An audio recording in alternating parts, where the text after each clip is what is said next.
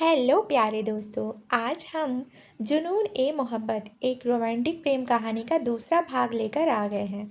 तो चलिए आज की कहानी को शुरू करते हैं। रावी आज से कहीं नहीं जाएगी। यह आज से तुम्हारी पर्सनल सिक्योरिटी कोऑर्डिनेटर और पीए है। यह इसी मैंसन में, इसी पेंट हाउस में तुम्हारे साथ रहेगी और तुम्हारी सुरक्षा की पूरी जिम्मेदारी अब से इसी की होगी। यह मेरा आखिरी और अटल फैसला है जिसे ओबराय मैंसन में कोई भी नहीं बदल सकता। विक्रांत दिग्विजय सिंह का यह फैसला सुनकर पूरी तरह से सन्न रह गया।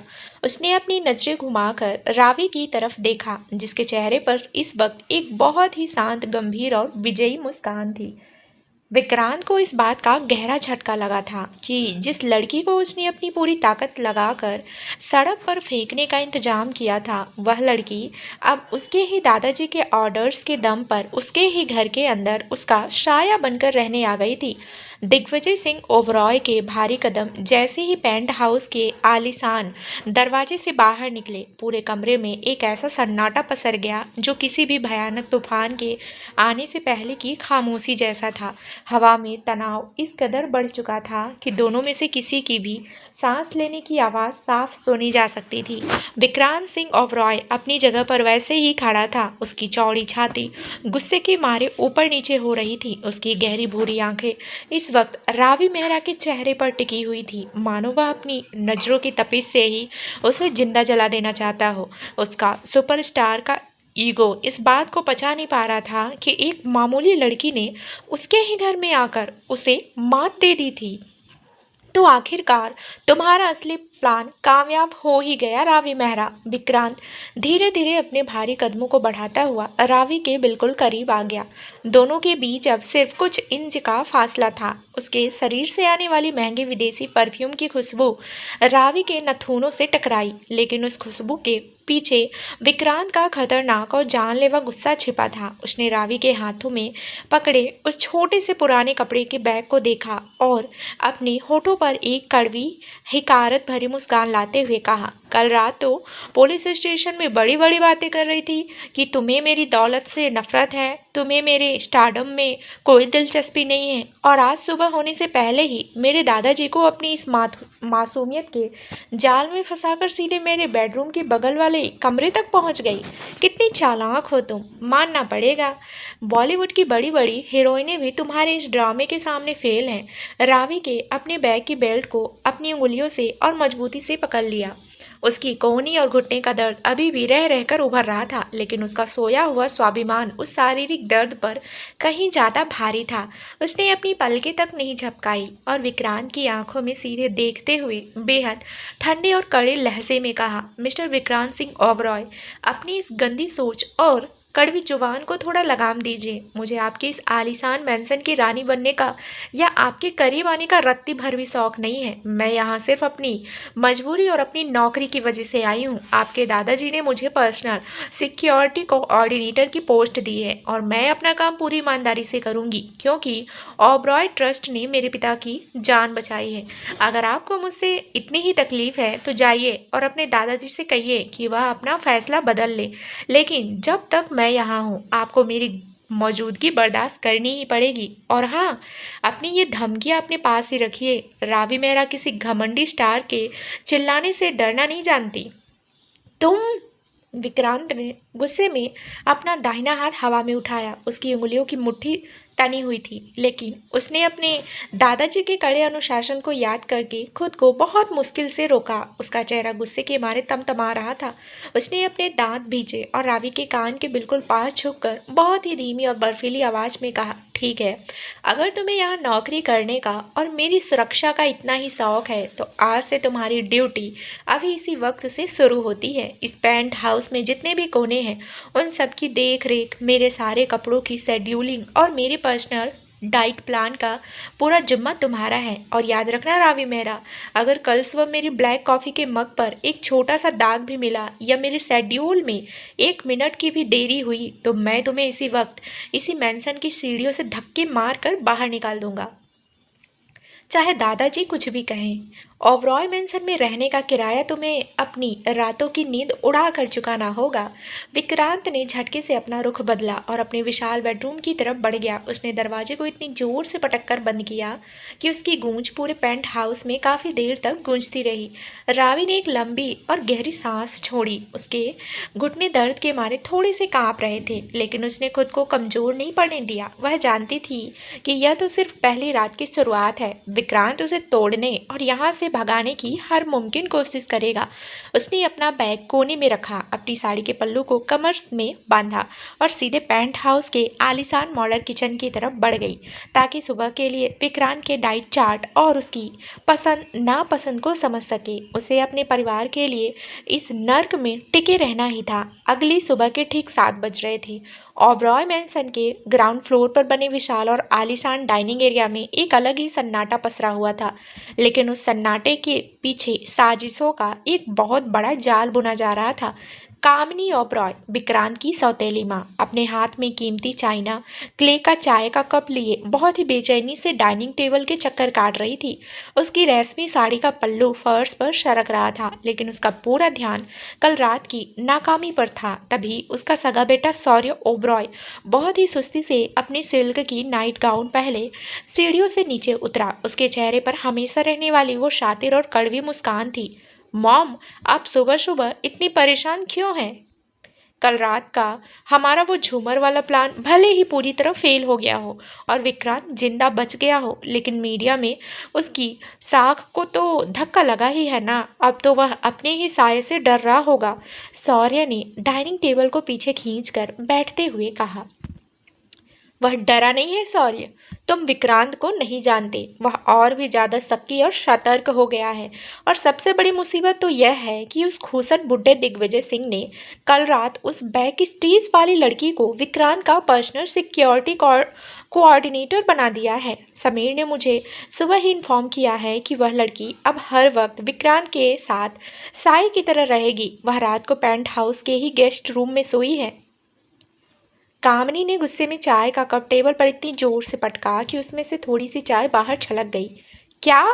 उस मामूली छड़क छाप लड़की को दादाजी ने भाई के सिर पर बैठा दिया?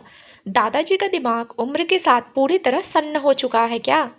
वह एक अजनबी लड़की पर इतना भरोसा कैसे कर सकते हैं? शौर्य झटके से अपनी कुर्सी से खड़ा हो गया। उसकी आंखों में गुस्सा साफ दिख रहा था। दिग्विजय सिंह ओबरॉय को कम मत समझो शौर्य, वह ओबरॉय साम्राज्य के असली खिलाड़ी हैं। वह अच्छे से जानते हैं कि मैंसन के अंदर ही कोई ना कोई ऐसा है जो विक्रांत की जान लेना चाहता है और उसकी प्रॉपर्टी पर कब्जा करना चाहता है। इसलिए उन्होंने जानबूझकर एक ऐसी लड़की को चुना जो इस घर से बाहर की है, जिसका कोई बैकग्राउंड नहीं है और जिसे पैसों का लालच देकर कोई खरीद नहीं सकता। उस लड़की ने कल रात अपनी जान पर खेलकर विक्रांत को बचाया था, इसलिए बुढ़ा उस पर आंख बंद करके भरोसा कर रहा है और उसे विक्रांत की ढाल बना रहा है। कामिनी ने अपनी कीमती हीरे की अंगूठियों को वापस आपस में रगड़ते हुए सोच में डूब कर कहा। तो फिर अब हम क्या करेंगे मॉम? अगर वह लड़की रावी मेहरा हर वक्त विक्रांत के आसपास रही तो हमारा अगला वार खाली चला जाएगा। हमें उस लड़की को रास्ते से हटाना होगा, वरना हमारी सारी प्लानिंग धरी की धरी रह जाएगी। शौर्य की आंखों में एक खूंखार और जानलेवा चमक आ गई। वह अपनी राह में आने वाले किसी भी कांटे को बर्दाश्त नहीं कर सकता था। नहीं शौर्य, रास्ते से हटाना इतनी जल्दी सही नहीं होगा। अगर उस लड़की को इस मेंशन के अंदर खरोच भी आई तो सीधा शक दिग्विजय सिंह की नज़रों में हमारे ऊपर आएगा। हमें अपनी उंगलियां गंदी करने की जरूरत नहीं है। हमें कुछ ऐसा करना होगा कि वह लड़की खुद विक्रांत की नज़रों में पूरी तरह गिर जाए। विक्रांत वैसे ही उस पर शक कर रहा है कि वह हमलावरों से मिली हुई है। हमें बस उस शक की आग में थोड़ा सा बारूद डालना है। विक्रांत का गुस्सा बहुत खतरनाक है। अगर उसे एक छोटा सा सबूत भी मिल गया कि वह लड़की सच में उसके दुश्मनों की खबरी है, तो वह खुद उसे इस घर से धक्के मार कर बाहर निकाल देगा, बाल पकड़कर बाहर निकाल देगा। और एक बार वह इस सुरक्षा घेरे से बाहर हुई तो हमारा रास्ता फिर से साफ हो जाएगा। कामिनी के लाल लिपस्टिक लगे होठों पर एक बेहद शातिर और जहरीली मुस्कान उभर आई। उसने शौर्य को अपने पास बुलाया और उसके कान में उस नई साजिश के बारे में फुसफुसाना शुरू किया, जो आज दोपहर को होने वाली थी। सुबह के ठीक 8 बज रहे थे। रावी मेहरा एक चांदी की ट्रे में विक्रांत के लिए बिल्कुल कड़क ब्लैक कॉफी का मग और उसका सुबह का डाइट चार्ट लिए उसके बेडरूम के भारी दरवाजे के सामने खड़ी थी। उसका दिल थोड़ा सा धड़क रहा था, लेकिन उसने अपनी सांसों को काबू में किया। उसने 2 बार दरवाजे पर सलीके से नॉक किया, लेकिन अंदर से कोई आवाज़ नहीं आई। उसने कुछ सेकंड इंतजार किया और फिर धीरे से दरवाजे का हैंडल घुमाकर अंदर दाखिल हुई। कमरे का इंटीरियर पूरी तरह से डार्क और आलीशान था। चारों तरफ महंगे लेदर के सोफे और बड़ी स्क्रीन लगी थी।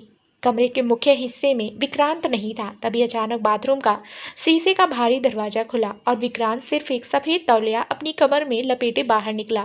उसके गीले घुंघराले बाल उसके माथे पर बिखरे हुए थे और पानी की छोटी छोटी बूंदें उसकी चौड़ी कसरती छाती और एब्स से होती हुई नीचे टपक रही थी। उसका वजूद किसी ग्रीक गॉड की तरह रोबीला लग रहा था। रावी ने जैसे ही विक्रांत को इस हालत में देखा, उसके चेहरे पर शर्म और घबराहट का एक गहरा रंग दौड़ गया। उसने तुरंत अपनी आंखें फेर ली और झटके से मुड़कर दरवाजे की तरफ पीठ करके खड़ी हो गई। उसकी सांसें तेज हो गई और उसका गोरा चेहरा पूरी तरह लाल हो चुका था। तुम्हारी हिम्मत कैसे हुई बिना मेरी परमिशन के मेरे पर्सनल बेडरूम के अंदर कदम रखने की? क्या तुम्हें तमीज नाम की कोई चीज नहीं सिखाई तुम्हारे मिडिल क्लास माँ बाप ने? या यह भी तुम्हारी उस घटिया प्लानिंग का हिस्सा है?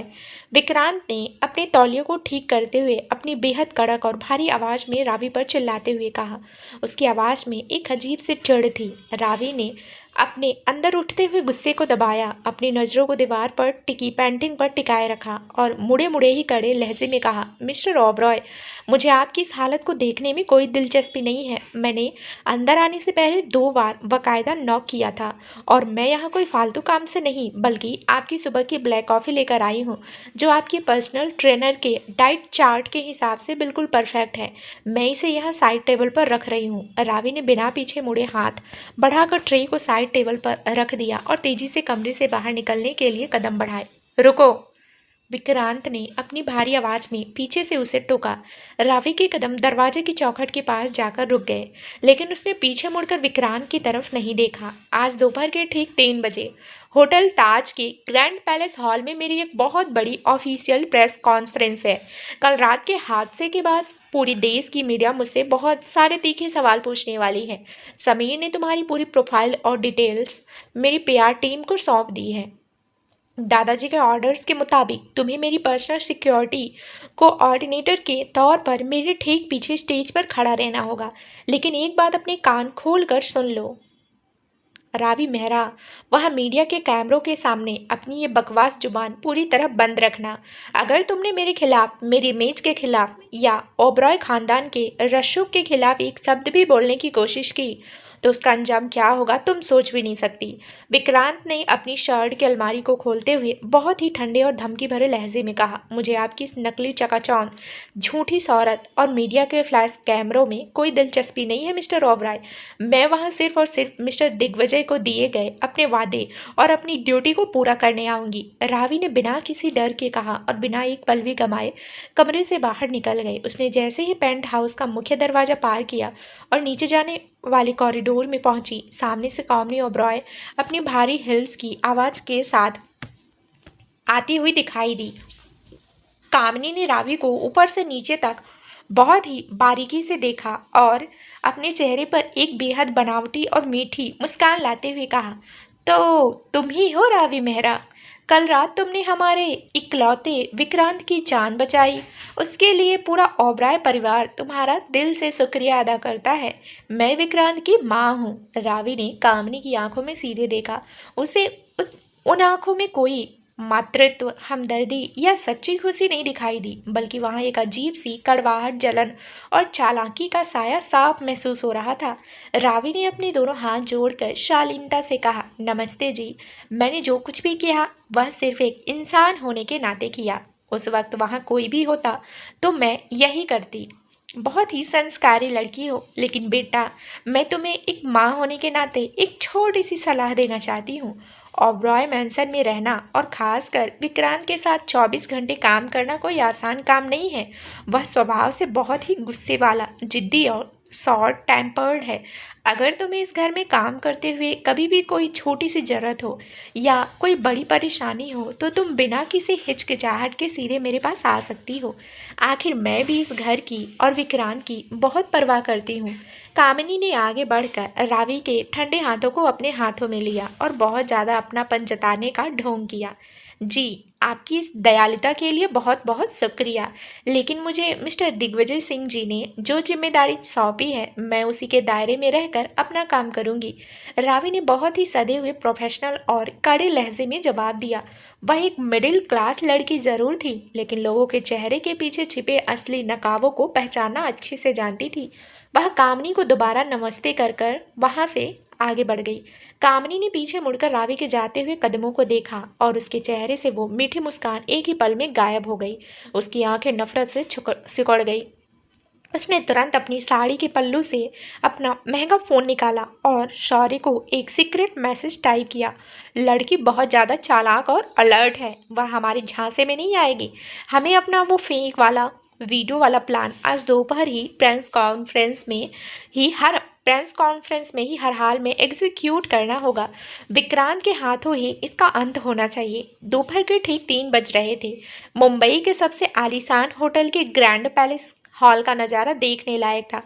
पूरा हॉल देश विदेश के सैकड़ों पत्रकारों, न्यूज चैनलों के कैमरों, भारी लाइट्स और फ्लैश गन्स से पूरी तरह से खचाखच भरा हुआ था। कल रात लाइव कॉन्सर्ट के दौरान देश के सबसे बड़े सुपरस्टार विक्रांत सिंह ओबरॉय पर हुए जानलेवा हमले की खबर पूरे देश में एक नेशनल सनसनी बन चुकी थी। सोशल मीडिया से लेकर टीवी तक सिर्फ इसी बात की चर्चा थी। हर कोई जानना चाहता था कि आखिर विक्रांत की जान के पीछे कौन पड़ा है। स्टेज पर एक बहुत बड़ी मुहागनी की टेबल सजी हुई थी, जिसके पीछे विक्रांत सिंह ओबराय अपने पूरे सुपरस्टार वाले स्वैग, एटीट्यूड और गुरूर के साथ बैठा हुआ था। उसने एक बेहद कीमती डार्क नेवी ब्लू कलर का 3 पीस सूट पहना था और उसकी आंखों पर लगा ब्लैक एविएटर सन ग्लासेस उसकी शख्सियत को और भी ज़्यादा रोबीला और रहस्यमयी बना रहा था।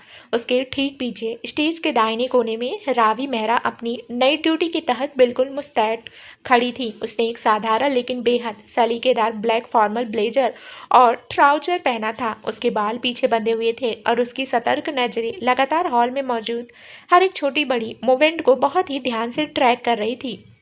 मिस्टर ओबरॉय, कल रात जो भारी झूमर स्टेज पर गिरा, क्या वह आपके किसी बहुत ही करीबी इंसान की साजिश थी? क्या आपको अपनी जान का खतरा बाहर के दुश्मनों से है या फिर ओबरॉय मैंसन के अंदर ही कोई आपके पीछे पड़ा है? एक नेशनल न्यूज चैनल के जाने माने पत्रकार ने माइक हाथ में लेकर सीधे विक्रांत की आंखों में देखते हुए पहला तीखा सवाल किया। विक्रांत ने बहुत ही स्टाइल से अपने सनग्लासेस को उतारा, टेबल पर रखे माइक को अपने पास खिसकाया और अपनी बेहद शांत, दमदार और भारी आवाज में कहा, ओबराय खानदान के वारिस को बाहर के दुश्मनों की खोखली धमकियों से अभी कभी कोई फर्क नहीं पड़ता, और जहाँ तक घर के अंदर की बात है तो वो सवाल ही पैदा नहीं होता। कल रात का हादसा सिर्फ और सिर्फ एक तकनीकी खराबी था। मेरी पर्सनल लीगल टीम और मुंबई पुलिस इसकी गहराई से जांच कर रही है। बहुत जल्द सच सामने आ जाएगा।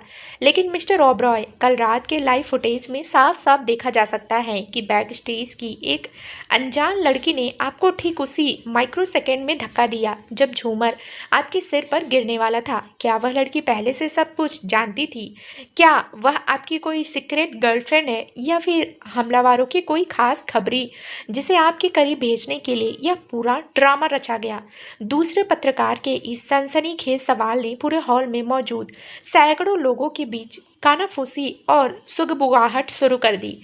कैमरों के शटर तेजी से क्लिक होने लगे। विक्रांत की गहरी आंखें झटके से घूमी और उसने स्टेज के कोने में खड़ी रावी की तरफ देखा। रावी का चेहरा भी इस घटिया सवाल को सुनकर गुस्से और शर्म के मारे पूरी तरह सफेद पड़ गया था। विक्रांत ने माइक पर अपनी आवाज को और सख्त करते हुए कहा, वह लड़की कोई गर्लफ्रेंड या खबरी नहीं है, वह सिर्फ और सिर्फ मेरी नई पर्सनल सिक्योरिटी कोऑर्डिनेटर है। ओबरॉय ट्रस्ट ने कल रात उसकी सूझबूझ और जाबाजी को देखकर उसे इस पद पर नियुक्त किया है। इसके अलावा उसका और मेरा कोई भी पर्सनल कनेक्शन नहीं है। तभी अचानक बिना किसी वार्निंग के पूरे ग्रैंड हॉल की मुख्य लाइट से 1 सेकंड के लिए पूरी तरह से गुल हो गई। हॉल में थोड़ा सा शोर हुआ और तभी स्टेज के ठीक पीछे लगी बहुत बड़ी मुख्य एलईडी स्क्रीन पर अचानक एक वीडियो प्ले होने लगा। उस वीडियो को देखते ही पूरे हॉल में एक ऐसा सन्नाटा छा गया मानो सबकी सांसें रुक गई हो। अगले ही पल कैमरों के फ्लैश बल्ब्स रावी के चेहरे पर पागलों की तरह चमकने लगे। उस बड़ी स्क्रीन पर एक धुंधली सी सीसीटीवी फुटेज चल रही थी जिसमें कोई लड़की कल रात कॉन्सर्ट शुरू होने से ठीक आधा घंटा पहले बैक स्टेज एरिया के ऊपरी हिस्से में उसी भारी झूमर की लोहे की मुख्य केबल के पास खड़ी होकर एक कटर से उसे काटती हुई और ढीली करती हुई साफ दिखाई दे रही थी। हालांकि वीडियो थोड़ा धुंधला था और चेहरा पूरी तरह साफ नहीं था, लेकिन उस फुटेज में दिख रही लड़की के कपड़े, उसके कद काठी, उसकी कपड़े का रंग और उसके दाहिने हाथ में बंधी वो पुरानी घड़ी बिल्कुल और हूबहू रावी मेहरा से मैच कर रही थी। वीडियो के ठीक नीचे लाल अक्षरों में बड़े बड़े शब्दों में फ्लैश हो रहा था, सुपरस्टार विक्रांत सिंह ओबरॉय पर हमला करने वाली असली मास्टरमाइंड कोई और नहीं बल्कि उसकी रक्षक बनने का ढोंग करने वाली रावी मेहरा है। मिस रावी मेहरा, क्या यह वीडियो सच है? क्या आपने ही विक्रांत सर की जान लेने के लिए वो केवल काटी थी? क्या आप सिर्फ विक्रांत सर के करीब आने और ओबरॉय मैंसन में एंट्री पाने के लिए मसीहा बनने का नाटक कर रही थी? क्या आप किसी बड़े अंडरवर्ल्ड गैंग से जुड़ी हुई हैं? हॉल में मौजूद दर्जनों पत्रकार और कुर्सियों से उठकर स्टेज की तरफ चिल्लाते हुए दौड़ पड़े। 100 से ज्यादा कैमरों की तेज फ्लैश लाइट्स रावी के चेहरे पर लगातार बिना रुके चमकने लगी। रावी पूरी तरह से सन्न रह गई। उसके पैर जैसे फर्श से चिपक गए थे। उसका दिल इतनी तेजी से धड़क रहा था मानो उसकी छाती फट जाएगी। उसने कांपती हुई नजरों से उस स्क्रीन को देखा, फिर धीरे से मुड़कर विक्रांत की तरफ देखा। विक्रांत अपनी कुर्सी से झटके से उठ खड़ा हुआ। उसकी आंखों में इस वक्त जो नफरत, अविश्वास और खूंखार गुस्सा था वह कल रात पुलिस स्टेशन से भी 1000 गुना ज्यादा खौफनाक था। उसके चेहरे की नसें गुस्से के मारे कांप रही थी। उसे लग रहा था कि उसका पुराना शक आज पूरी दुनिया के सामने बिल्कुल सच साबित हो चुका है। होटल ताज के ग्रैंड पैलेस हॉल का माहौल इस वक्त किसी ज्वालामुखी के फटने जैसा हो चुका था। एलईडी स्क्रीन पर चल रहे उस झूठे वीडियो ने पूरे देश की मीडिया के सामने रावी मेहरा को एक कातिल और साजिश करता बनाकर खड़ा कर दिया था। कैमरों की फ्लैश लाइट्स रावी के चेहरे पर पागलों की तरह चमक रही थी और पत्रकारों के तीखे सवाल बंदूकों की गोलियों की तरह उस पर बरस रहे थे।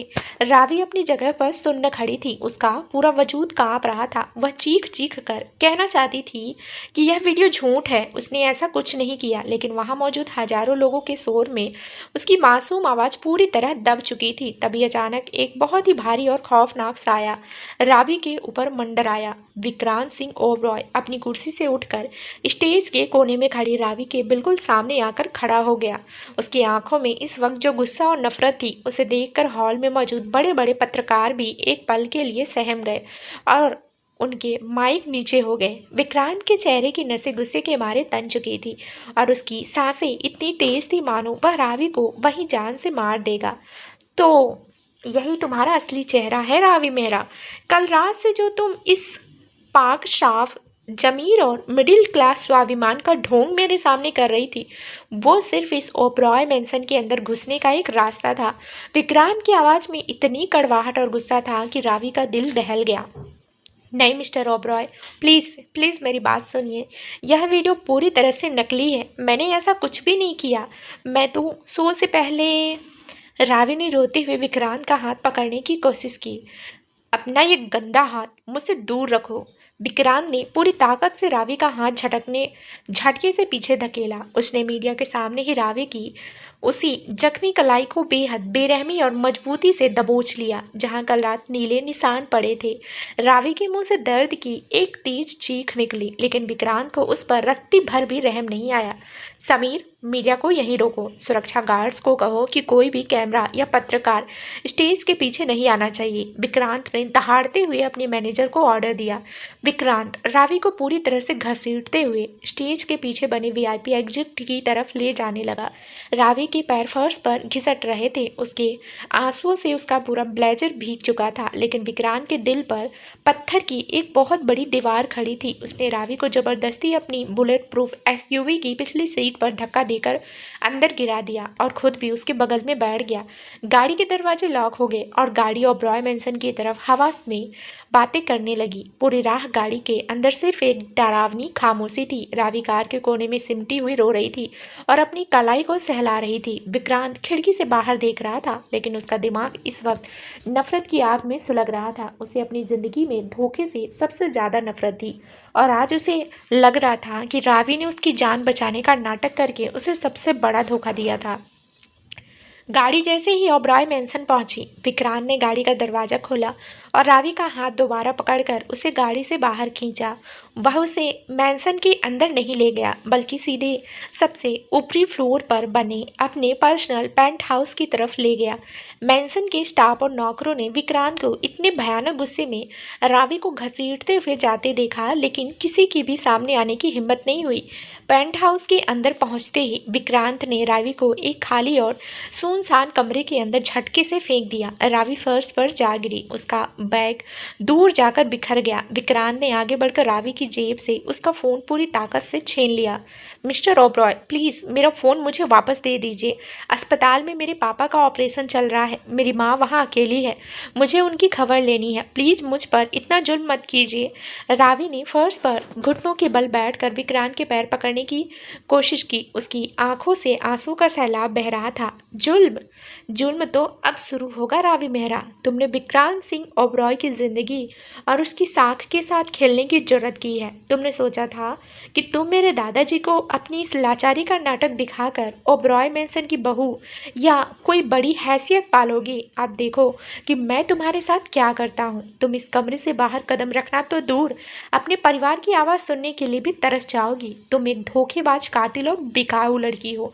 विक्रांत ने रावी के चेहरे पर उसका फोन लहराते हुए कहा और उसे अपनी जेब में रख लिया। मैं धोखेबाज नहीं हूँ।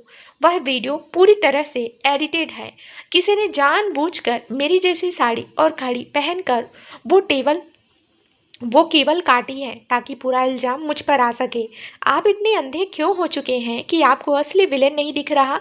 रावी ने अपनी पूरी ताकत से चिल्लाकर अपनी बेगुनाही साबित करनी चाहिए। चुप रहो, अपनी ये बकवास दलीलें अदालत में देना, तब तक तुम इसी कमरे के अंदर बंद रहोगी। यह विक्रांत ओबरॉय की पर्सनल कैद है। यहाँ से बाहर जाने का रास्ता सिर्फ मेरी मर्जी से खुलता है। विक्रांत ने ठंडे और हिंसक लहजे में कहा। वह पीछे मुड़ा, कमरे से बाहर निकला और भारी दरवाजे को बाहर से बंद करके उस पर एक बड़ा सा ताला जड़ दिया। रावी बंद दरवाजे पर अपने दोनों हाथों से पीटती रही। मिस्टर ओबरॉय, दरवाजा खोलिए, मेरे पापा मर जाएंगे, प्लीज मुझे जाने दीजिए। भगवान के लिए मुझ पर भरोसा कीजिए। लेकिन बाहर से सिर्फ विक्रांत के भारी बूटों की आवाज दूर जाती हुई सुनाई दी और फिर गहरा सन्नाटा छा गया। रावी दरवाजे से सटकर फर्श पर बैठ गई और अपने घुटनों में सिर छिपाकर फूट फूट कर रोने लगी। उसे अपनी बेबसी पर तरस आ रहा था। इधर ओबरॉय मैंसन के ग्राउंड फ्लोर पर बने आलीशान स्टडी रूम में एक बहुत बड़ा ड्रामा चल रहा था। दिग्विजय सिंह ओबरॉय अपनी मुख्य कुर्सी पर बैठे थे। उनके चेहरे पर एक गहरा सदमा और उदासी साफ दिखाई दे रही थी। उनके सामने टीवी पर अभी भी वही प्रेस कॉन्फ्रेंस की खबर और रावी का वो वीडियो बार बार दिखाया जा रहा था। तभी कामनी ओबरॉय और उसका बेटा सौर्य बहुत ही दुखी और डरे हुए होने का नाटक करते हुए कमरे के अंदर दाखिल हुए। पिताजी, देखा आपने, मैंने आपसे सुबह ही कहा था कि उस सड़क छाप लड़की पर इतनी जल्दी भरोसा मत कीजिए, लेकिन आपने मेरी एक नहीं सुनी। आज पूरे देश के सामने हमारे ओबरॉय खानदान की थू थू हो रही है। वह लड़की हमारे विक्रांत की रक्षक नहीं बल्कि उसकी कातिल निकली। उसने सिर्फ इस घर की दौलत और तिजोरी तक पहुंचने के लिए यह पूरा खूनी खेल रचा था। कामनी ने अपनी आंखों में नकली आंसू लाते हुए दिग्विजय सिंह के कान भरना शुरू किया। हाँ दादाजी, मॉम बिल्कुल सही कह रही हैं। बराबी मेरा बहुत ही सातिर और प्रोफेशनल क्रिमिनल लगती है। उसने कितनी सफाई से झूमर की केबल काटी और फिर ऐन वक्त पर भाई को धक्का देकर मसीहा बन गई ताकि आप भावुक होकर उसे ओबरॉय मैंसन की चाबियां सौंप दे। शुक्र है भगवान का कि होटल ताज के पीआर मैनेजमेंट ने सही वक्त पर वो सीसीटीवी फुटेज मीडिया में लीक कर दी, वरना आज वह लड़की भाई के बेडरूम तक पहुंच चुकी होती। सौर्य ने भी अपनी शातिर चाल चलते हुए आग में घी डालने का काम किया। दिग्विजय सिंह ने अपनी अपनी सोने की छड़ी को बहुत मजबूती से पकड़ रखा था। उनके चेहरे पर गहरी झुर्रियां तनी हुई थी। वह बहुत बड़े पारखी थे। उन्हें अभी भी विश्वास नहीं हो रहा था कि रावी जैसी खुददार लड़की ऐसा कोई घिनौना काम कर सकती है, लेकिन टीवी पर चल रहा वीडियो एक ऐसा सबूत था जिसे झुटलाया नहीं जा सकता था। उन्होंने एक गहरी सांस ली और कहा, अगर वह लड़की गुनहगार है तो उसे इसकी सजा भुगतनी ही होगी। विक्रांत ने उसे कहाँ रखा है? भाई, उसे अपने पेंट हाउस के एक कमरे में बंद करके रखा हुआ है। वह पुलिस को सौंपने से पहले उससे अपने तरीके से सच उगलवाना चाहता है। सौर्य ने बहुत ही चालाकी से जवाब दिया, ठीक है, विक्रांत को जो सही लगे वह करे, लेकिन इस बात का ध्यान रखा जाए कि मीडिया में हमारे खानदान की साख पर और कोई आंच नहीं आना चाहिए। दिग्विजय सिंह ने बहुत ही भारी मन से कहा और अपनी आंखें बंद कर ली। कामनी और सौर्य ने एक दूसरे की तरफ देखा और उनकी आंखों में इस बहुत बड़ी जीत का जश्न और एक जहरीली मुस्कान साफ तैर रही थी। उनका पहला रास्ता पूरी तरह साफ हो चुका था। रात के करीब 12 बज चुके थे। पूरे ओबरॉय मैंसन में घने अंधेरे के साथ साथ एक डरावना सन्नाटा पसरा हुआ था। पेंट हाउस के उस बंद और ठंडे कमरे में रावी फर्श पर बैठी बैठी पूरी तरह थक चुकी थी। रोते रोते उसकी आंखों का पानी सूख चुका था और उसका गला पूरी तरह रूंध गया था, लेकिन उस कड़क कड़ाती ठंड और अकेलेपन में भी उसके अंदर का स्वाभिमान, अपने परिवार को बचाने की जिद अभी भी पूरी तरह से जिंदा थी। वह अच्छे से समझ चुकी थी कि इस कमरे में बैठकर रोने और विक्रांत के सामने गिड़गिड़ाने से कुछ नहीं होने वाला। विक्रांत का घमंड और उसका गुस्सा इतना अंधा है कि वह कभी उसकी बेगुनाही को नहीं देखेगा। अगर उसे खुद को पाक साबित करना है, अपने बीमार पिता की जान बचानी है और इस घिनौने इल्जाम से आज़ाद होना है, तो उसे खुद ही इस चक्रव्यूह से बाहर निकलना होगा। रावी खड़ी हुई। उसने कमरे के चारों तरफ अपनी नजरें दौड़ाई। मुख्य दरवाजा बाहर से भारी ताले से बंद था, जिसे तोड़ना नामुमकिन था। तभी उसकी नज़र कमरे के कोने में बनी एक बड़ी फ्रेंच विंडो पर पड़ी। वह खिड़की के पास गई और उसने नीचे झांक कर देखा। यह मैंसन का तीसरा फ्लोर था और नीचे सीधे बगीचे की हरी घास थी। खिड़की के ठीक बगल से ओबरॉय मैंसन की पानी की हैवी पाइपलाइंस और बालकनी के लोहे के पिल्लर्स नीचे तक जा रहे थे। रावी का दिल एक पल के लिए कांप गया। एक छोटी सी चूक और वह सीधे मौत के मुंह में समा सकती थी, लेकिन उसके सामने उसके पिता का चेहरा घूम गया, जिनका अस्पताल में वेंटिलेटर सिर्फ पैसों की कमी के कारण कभी भी बंद किया जा सकता था। रावी ने अपने डर को पीछे धकेला। उसने फर्श पर पड़े अपने फटे हुए बैग से एक मजबूत लाइलॉन की रस्सी, जो वह इवेंट के दौरान इस्तेमाल करती थी, निकाली और उसे खिड़की के लोहे के ग्रिल से बहुत मजबूती से बांध दिया। उसने अपनी साड़ी के पल्लू को अपनी कमर में बहुत कसकर बांधा, अपने सैंडल उतारे और खिड़की से बाहर अपने पैर लटका दिए। रात की ठंडी हवा उसके चेहरे से टकराई। उसने भगवान का नाम लिया और रस्सी को पकड़कर सीधे धीरे धीरे नीचे की तरफ सरकने लगी। पिल्लर के नुकीले कोनों से उसकी जख्मी कोहनी दोबारा छिल गई और उसमें से खून बहने लगा, लेकिन रावी ने अपने मुंह से एक छोटी सी सिसकी भी बाहर नहीं आने दी। वह बहुत ही सावधानी और सूझबूझ से कदम कदम नीचे उतरती गई और आखिरकार कुछ मिनटों के भारी संघर्ष के बाद उसके पैर बगीचे की नरम घास पर टिक गए। वह आज़ाद थी, लेकिन उसकी जंग अभी बहुत लंबी थी। उसने मैंसन के चारों तरफ तैनात सिक्योरिटी गार्ड्स की नज़रों से बचते हुए झाड़ियों के पीछे छुपकर मैंसन के पिछले छोटे गेट की तरफ दौड़ लगा दी। वह जानती थी कि होटल ताज के पीआर मैनेजमेंट के पास ही वो असली बिना एडिट की हुई सीसीटीवी फुटेज की मास्टर क्लिप होगी, जिसे हासिल करके ही वह साबित कर सकती थी कि वीडियो में दिख रही लड़की कोई और थी, जिसने रावी का हुलिया बना रखा था। वह रात के अंधेरे में सड़क पर आ गई और एक खाली ऑटो रिक्शा पकड़कर सीधे होटल ताज की तरफ रवाना हो गई। पेंट हाउस के अपने बेडरूम में विक्रांत सिंह ओबराय बिस्तर पर लेटा हुआ था, लेकिन उसकी आंखों में नींद का एक कतरा भी नहीं था। उसका दिमाग बार बार रावी के उन तीखे शब्दों को याद कर रहा था। आप इतने अंधे क्यों हो चुके हैं कि आपको असली विलन नहीं दिख रहा? विक्रांत को एक अजीब सी बेचैनी महसूस हो रही थी। आखिरकार उससे रहा नहीं गया। वह बेड से उठा और रावी को पानी देने या उससे एक आखिरी बार सच उगलवाने के लिए उस बंद कमरे की तरफ बढ़ा। उसने जैसे ही कमरे का भारी ताला खोला और दरवाजा अंदर की तरफ धकेला, उसके होश उड़ गए। कमरा पूरी तरह से खाली था। खिड़की पूरी तरह खुली हुई थी और वहां एक रस्सी लटक रही थी। रावी! विक्रांत के हलक से एक बेहद खौफनाक और गुस्से से भरी चीख निकली। वह खिड़की के पास गया और नीचे लटकती रस्सी को देखकर समझ गया कि वह लड़की उसकी कड़ी सुरक्षा को मात देकर भाग चुकी है। विक्रांत का यह गुस्सा इस वक्त पागलपन की हद तक पहुंच चुका था। उसे लगा कि रावी का इस तरह भागना इस बात का पक्का सबूत है कि वह सचमुच गुनहगार है और पकड़े जाने के डर से भाग गई है। उसने तुरंत अपनी जेब से फ़ोन निकाला और समीर को कॉल किया। समीर, वो लड़की कमरे से भाग चुकी है। मैंसन के सारे सीसीटीवी कैमरे चेक करो और पता लगाओ कि वह किस तरफ गई है। मुझे वह लड़की हर हाल में जिंदा या मुर्दा वापस चाहिए। विक्रांत ने बिना समीर के जवाब का इंतजार किए फ़ोन काटा, अपनी कार की चाबियां उठाई और पागलों की तरह सीढ़ियों से नीचे उतरा। उसने अपनी ब्लैक फरारी कार का इंजन स्टार्ट किया और मैंसन के गेट को तोड़ते हुए शहर की सुनसान सड़कों पर रावी को ढूंढने के लिए निकल पड़ा। रात के सन्नाटे में कार के टायरों के चीखने की आवाज़ दूर तक गूंज रही थी और विक्रांत की आंखें इस वक्त एक जंगली शिकारी की तरह सड़क के हर एक कोने को छान रही थी। होटल ताज के पिछले हिस्से में बना स्टाफ एंड्रेस के रात के इस पहर पूरी तरह सुनसान था। हवा में समुद्र की लहरों की नम गंध और एक अजीब सी सिरहन थी। रावी मेहरा एक बड़े कचरे के डिब्बे के पीछे छिपी हुई थी। उसकी सांसें इतनी तेज चल रही थी कि उसे डर था कि कहीं सिक्योरिटी गार्ड उसकी धड़कनों की आवाज़ ना सुन ले। उसकी कोहनी से रिश्ता हुआ खून अब उसके फॉर्मल ब्लेजर की आस्तीन को पूरी तरह लाल कर चुका था और ठंडी हवा जब उस ताज़ा जख्म से टकराती तो उसके पूरे बदन में एक सिरहन दौड़ जाती। लेकिन रावी ने अपने होठों को दांतों के बीच इतनी जोर से दबा रखा था कि दर्द की एक छोटी सी आह भी बाहर ना निकल सके। उसने अपने बिखरे हुए बालों को पीछे समेटा और होटल के बेसमेंट की तरफ जाने वाले लोहे के भारी दरवाजे को देखा। उसे अच्छे से पता था कि अगर वह मुख्य लॉबी से अंदर जाने की कोशिश करेगी तो वहां तैनात हाई टेक सिक्योरिटी और रिसेप्शन स्टाफ उसे तुरंत पहचान लेंगे। दोपहर की प्रेस कॉन्फ्रेंस के बाद उसका चेहरा पूरे देश के लिए एक कातिल का चेहरा बन चुका था। उसके पास खुद को पाक साबित करने के लिए सिर्फ यही कुछ घंटे थे। अगर सुबह की धूप निकलने से पहले वह उस असली बिना एडिट की हुई सीसीटीवी फुटेज की मास्टर क्लिप तक नहीं पहुंची तो विक्रांत सिंह ओबरॉय की ताकत उसे हमेशा के लिए सलाखों के पीछे सड़ने के लिए छोड़ देगी। रावी ने चारों तरफ अपनी पैनी नजरें दौड़ाई। जैसे ही सिक्योरिटी गार्ड राउंड पूरा करके दाईं तरफ मुड़ा, रावी बिल्ली की तरह दबे पांव भागी और बेसमेंट के दरवाजे को धीरे से धक्का देकर अंदर घुस गई। अंदर घोर अंधेरा था और सिर्फ पीले रंग की धुंधली इमरजेंसी लाइट से जल रही थी। दीवारों पर मोटे मोटे पाइप्स का जाल बिछा था जिसमें से पानी के बहने की सरसराहट आ रही थी।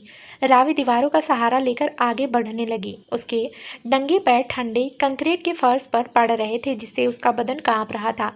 सीसीटीवी कंट्रोल रूम वो ऊपर ग्राउंड फ्लोर के सिक्योरिटी विंग में होगा, रावी ने मन ही मन सोचा और सीढ़ियों की तरफ कदम बढ़ा दिए। उसका हर एक कदम उसके पिता राकेश मेहरा की आखिरी सांसों को बचाने की एक जंग था। वह नहीं जानती थी कि इस वक्त होटल के बाहर की चौड़ी सड़क पर मौत एक तेज रफ्तार काली फरारी कार के रूप में उसकी तरफ बढ़ रही थी। शहर की काली सड़कों पर टायर चीखने की आवाज़ गूंजी और विक्रांत सिंह ओबरॉय की ब्लैक फरारी ने होटल ताज के मुख्य द्वार के सामने एक खतरनाक ड्रिप लेते हुए गाड़ी रोकी। गाड़ी का इंजन अभी भी गुस्से में गुर्रा रहा था। विक्रांत कार से नीचे उतरा। उसके चेहरे पर छाया हुआ खूंखार गुस्सा देखकर वहां खड़ा दरबान अपनी जगह पर जम गया। विक्रांत ने अपनी शर्ट के ऊपर के 2 बटन खोल रखे थे और उसकी आंखों में इस वक्त एक जंगली शिकारी का पागलपन साफ दिखाई दे रहा था। उसे अपनी जिंदगी में किसी ने इस तरह मात नहीं दी थी और रावी का उसके ही घर से भाग जाना उसके ईगो पर सबसे बड़ा तमाचा था। तभी ओबरॉय मैंसन की 3 बड़ी ब्लैक एसयूवी गाड़ियां भी वहां आकर रुकी जिसमें से समीर और 20 से ज़्यादा हथियारबंद पर्सनल बॉडीगार्ड्स नीचे उतरे। समीर भागता हुआ विक्रांत के पास पहुंचा। उसका चेहरा पसीने से भीगा हुआ था। सर, बेंसन के बाहर की ट्रैफिक कैमरों की फुटेज से पता चला है कि उस लड़की ने एक लोकल ऑटो रिक्शा लिया था और उसका ड्रॉप लोकेशन यही होटल ताज है। वह यहीं अंदर कहीं छुपी हुई है। समीर, होटल के मैनेजर को अभी इसी वक्त कॉल करो और उससे कहो कि होटल के सारे एग्जिट और एंट्री गेट्स को तुरंत लॉक कर दिया जाए। कोई भी कस्टमर या स्टाफ का बंदा बाहर नहीं जाना चाहिए। ओबरॉय खानदान की पूरी सिक्योरिटी फोर्स को इस होटल के चारों तरफ तैनात कर दो। मुझे वह लड़की अगले 10 मिनट के अंदर अपने सामने चाहिए। अगर वह हवा में भी उड़ने की कोशिश करे तो उसके पर काट दो। विक्रांत ने अपनी ठंडी और भारी आवाज़ में दहाड़ते हुए ऑर्डर दिया। उसकी आवाज़ में इतनी कड़वाहट थी कि समीर ने बिना एक पल गवाए होटल के जनरल मैनेजर को फ़ोन लगा दिया। होटल के अंदर अचानक रेड अलर्ट का सायरन बज उठा। लाउड स्पीकर पर घोषणा होने लगी कि एक तकनीकी खराबी के कारण होटल को अस्थायी रूप से लॉक किया जा रहा है। मेहमानों में थोड़ी सी हड़बड़ाहट फैल गई, लेकिन विक्रांत के बॉडीगार्ड्स ने पूरे होटल के सुरक्षा घेरे को अपने हाथ में ले लिया। विक्रांत अपने लंबे और भारी कदमों से होटल की लॉबी को पार करता हुआ सीधे सिक्योरिटी विंग की तरफ बढ़ने लगा। उसकी आंखें दीवारों पर लगे हर एक कोने को छान रही थी, मानो वह रावी को अपनी नजरों से ही ढूंढकर उसका दम घोट देना चाहता हो। इधर होटल के पहले फ्लोर पर बने सकरे और अंधेरे गलियारे में रावी खड़ी थी। उसने जैसे ही रेड अलर्ट का सायरन सुना, उसका दिल जोरों से धड़कने लगा। उसे समझ आ गया था कि विक्रांत को उसके यहाँ होने की भनक लग चुकी है और वह बहुत जल्द उस तक पहुँचने वाला है। रावी ने अपनी गति बढ़ा दी। गलियारे के अंत में उसे एक स्टील का दरवाजा दिखा, जिस पर लिखा था control and CCTV surveillance room, no entry without permission. Ravi ने दरवाजे के हैंडल को धीरे से घुमाया। खुशनसीबी से दरवाजा खुल गया था। वह तुरंत अंदर दाखिल हुई और पीछे से दरवाजा बंद कर दिया। कमरे के अंदर का नज़ारा किसी साइंस फिक्शन फिल्म जैसा था। एक बहुत बड़ी दीवार पर कम से कम 50 से ज़्यादा छोटी बड़ी स्क्रीन लगी हुई थी, जिनमें होटल के हर एक कोने, लॉबी, बैक स्टेज और कॉरिडोर की लाइव फुटेज चल रही थी। कमरे के बीचों बीच एक बड़ी कंट्रोल टेबल थी, जहां दो मुख्य सिक्योरिटी ऑपरेटर्स हेडफोन लगाए बैठे थे। रावी के अचानक अंदर घुसने से दोनों ऑपरेटर्स झटके से मुड़े। अरे तुम कौन हो? यहाँ अंदर आना मना है, बाहर जाओ। रावी ने बिना एक पल गवाए टेबल पर रखी एक भारी लोहे की टॉर्च उठाई और पूरी ताकत से हवा में लहराई। अपनी जगह से 1 इंच भी मत हिलना। सीधे सीधे मुझे कल रात के कन्वेंशन सेंटर के बैक स्टेज एरिया की असली, बिना एडिट की हुई सीसीटीवी फुटेज की मास्टर फाइल निकाल कर दो। अगर तुमने चालाकी करने की कोशिश की तो मैं इस पूरे सिस्टम को तहस नहस कर दूंगी। रावी की आवाज़ में इस वक्त एक अजीब सी कशिश और जिद थी। वह अपनी जिंदगी की सबसे बड़ी बाजी खेल रही थी। दोनों ऑपरेटर्स रावी का ये खूंखार रूप और उसके ब्लेजर पर लगे खून के धब्बे देखकर बुरी तरह डर गए। उन्हें दोपहर की न्यूज से याद आ गया कि यह वही लड़की है जिस पर सुपरस्टार विक्रांत पर हमला करने का आरोप है। मैडम प्लीज शांत हो जाइए, हम फाइल ढूंढ रहे हैं। कल रात का back stage data server room के मेन कंप्यूटर में सेव है। एक ऑपरेटर ने कांपते हाथों से कीबोर्ड्स पर अपनी उंगलियां चलाते हुए कहा, जल्दी करो, मेरे पास वक्त नहीं है। रावी ने खिड़की से बाहर देखा, जहां नीचे ओबरॉय मेंशन की गाड़ियां और काले सूट वाले बॉडीगार्ड्स पूरे होटल को घेर चुके थे। मौत का घेरा धीरे धीरे उसके बिल्कुल करीब आ रहा था। मैडम, यह रही वो फाइल। कल रात ठीक 8:30 बजे की, जब कंसर्ट शुरू होने वाला था। ऑपरेटर ने एक स्क्रीन की तरफ इशारा किया। रावी की आंखें उस स्क्रीन पर टिक गई। स्क्रीन पर कल रात की वही धुंधली फुटेज चलने लगी जो प्रेस कॉन्फ्रेंस में दिखाई गई थी। वीडियो में एक लड़की झूमर की टेबल काटती हुई दिख रही थी। रावी का दिल डूबने लगा। नहीं, यह तो वही वीडियो है। मुझे इसका असली, बिना एडिट किया हुआ वर्जन चाहिए। ध्यान से देखो, इस वीडियो की टाइमलाइन में कुछ गड़बड़ है। रावी खुद आगे बढ़ी और उसने ऑपरेटर को हटाकर कीबोर्ड्स अपने हाथ में ले लिया। वह भले ही एक मिडिल क्लास लड़की थी, लेकिन इवेंट को कोऑर्डिनेटर होने के नाते उसे वीडियो और लाइटिंग सॉफ्टवेयर की अच्छी समझ थी। उसने वीडियो को जूम किया और उसकी फ्रेम बाय फ्रेम चेकिंग शुरू की। अचानक रावी की उंगली स्क्रीन पर एक कोने पर जाकर रुक गई। ये देखो, रावी के मुंह से एक चीख निकली। वीडियो में जो लड़की केवल काट रही थी, उसने रावी जैसी ही हरी साड़ी पहन रखी थी और उसके हाथ में वैसी ही घड़ी थी। लेकिन जब उस लड़की ने अपना हाथ ऊपर उठाया तो उसकी कलाई पर एक बहुत ही कीमती और दुर्लभ हीरे का ब्रेसलेट चमक रहा था। रावी के पास ऐसा कोई ब्रेसलेट नहीं था और सबसे बड़ा सबूत था यह कि उस लड़की के दाहिने गाल के नीचे एक छोटा सा काला तिल साफ दिखाई दे रहा था, जबकि रावी का चेहरा पूरी तरह साफ था। यह लड़की कोई और थी, जिसे हूबहू रावी का हुलिया देकर वहां भेजा गया था ताकि पूरा इल्जाम रावी पर आ सके। मिल गया, मुझे मेरी बेगुनाही का सबूत मिल गया। रावी की आंखें इस वक्त खुशी के आंसू छलक पड़े। उसने तुरंत टेबल पर रखी एक खाली पेन ड्राइव उठाई और उसे कंप्यूटर में लगा दिया। फाइल धीरे धीरे ट्रांसफ़र होने लगी, 10%, 20%, 30%। तभी अचानक पूरे कंट्रोल रूम के बाहर बने गलियारे में भारी बूटों की आवाज़ गूंज उठी। वो आवाज़ इतनी भारी और डरावनी थी कि रावी का खून जम गया। रावी मेहरा मुझे पता है तुम इसी कमरे के अंदर छुपी हुई हो। दरवाजा खोलो, वरना मैं इस पूरे दरवाजे को उड़ा दूंगा। विक्रांत की भयानक और गुस्से से भरी आवाज लोहे के दरवाजे को चीरती हुई अंदर आई। उसने सामने से दरवाजे के हैंडल को पूरी ताकत से झटकना शुरू कर दिया। दरवाजा अंदर से लॉक था, लेकिन वह एक मजबूत सुपरस्टार के वार के सामने ज्यादा देर तक टिकने वाला नहीं था। रावी का पूरा शरीर कांपने लगा। उसने स्क्रीन पर देखा, फाइल ट्रांसफर अभी सिर्फ 50% हुआ था। भगवान प्लीज थोड़ी देर और, बस थोड़ी देर और, रावी ने मन ही मन प्रार्थना की। धाड़! बाहर से विक्रांत ने दरवाजे पर एक बहुत ही जोरदार लात मारी। लोहे का दरवाजा अपनी जगह से थोड़ा सा हिल गया और उसके जॉइंट्स चरमरा उठे। दोनों सिक्योरिटी ऑपरेटर्स डर के मारे टेबल के नीचे छिप गए। विक्रांत सिंह ओबरॉय, आप चाहे कितनी कोशिश कर लो, मैं दरवाजा नहीं खोलूंगी। मेरे पास आपकी इस खूनी साजिश का असली सच आ चुका है। इस वीडियो में जो लड़की है वह मैं नहीं हूँ। किसी ने मुझे फंसाने के लिए यह नाटक किया है। रावी ने दरवाजे की तरफ मुंह करके पूरी ताकत से चिल्लाकर कहा। झूठ बोलना बंद करो रावी।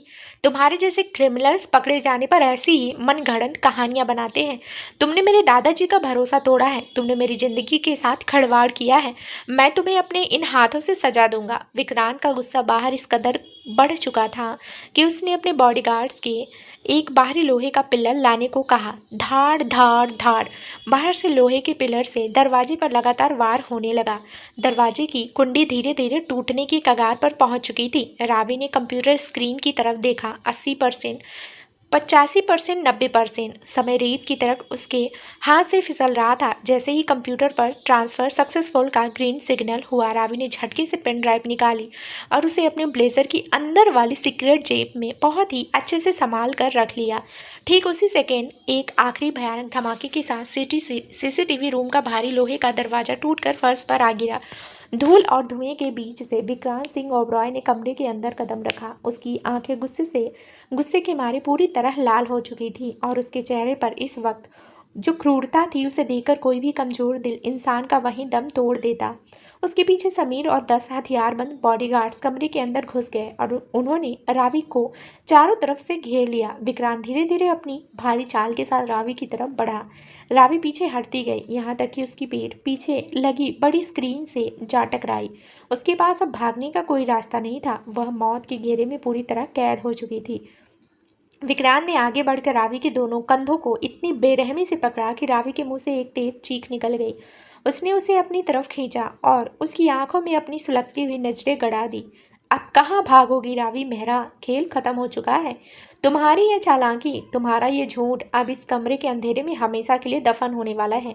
रावी ने दर्द के बावजूद अपनी नजरें नहीं झुकाई। उसने अपने हाथ को अपने ब्लेजर की जेब पर टिकाया, जहां उसकी बेगुनाहों का वो आखिरी सबूत सुरक्षित था। उसकी आंखों में विक्रांत के लिए कोई डर नहीं था, बल्कि एक अजीब सा चैलेंज था। यहीं से इन दोनों की किस्मत का एक ऐसा पन्ना पलटने वाला था जिसकी कल्पना दोनों में से किसी ने नहीं की थी। तो दोस्तों, आगे इस कहानी में क्या नया ट्विस्ट आने वाला है, ये जानने के लिए इस कहानी का अगला भाग जरूर सुने, जो बहुत ही जल्द इस चैनल पर प्रसारित कर दिया जाएगा। धन्यवाद।